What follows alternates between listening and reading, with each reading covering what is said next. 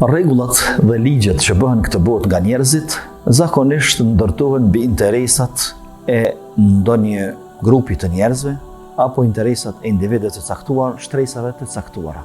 Dhe në këtë formë njerëzit jetojnë nën hijen e ligjeve dhe rregullave njerëzore. Përderisa ligjet dhe rregullat e Allahut të lartësuar janë më ndryshe, nuk janë të ndërtuara mbi asnjë interes, sepse Allahu i lartësuar është i panevojshëm për interesin e dikujt.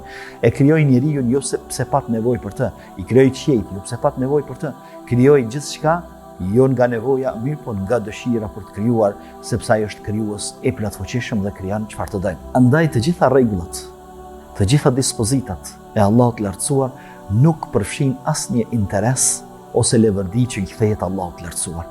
Interesi i vetëm, levërdia e vetme është që i kthehet robit edhe njerit për cilin Allahu i lartësuar caktoi rregulla dhe caktoi dispozitat e të caktuara përmes shpalljes së tij.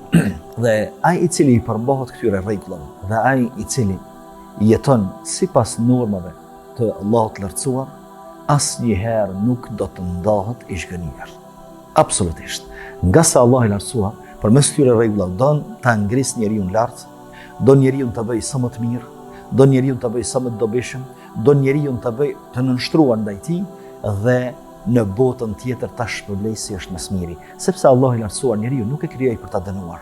Madje Allahu nuk kënaqet kur e dënon njeriu, mirë po kur njeriu e meriton dënimin, pastaj Allahu i lartësuar edhe e dënon sepse gjykimi është i drejtë i Allahut të lartësuar.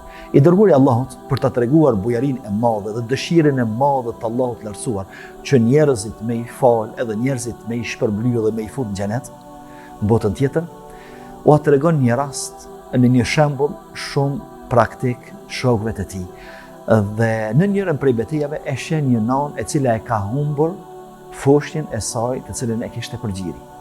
Dhe në momentin kur e gjen, pejgamberi alayhi salatu wasalam po e përcjell këtë nan, në momentin kur e gjen, fëmin e nkap, e shtërngon fort, e përqafon mirë, e shtërngon për trupi dhe për më njëherë fillon me i dhënë gjej fëmijës.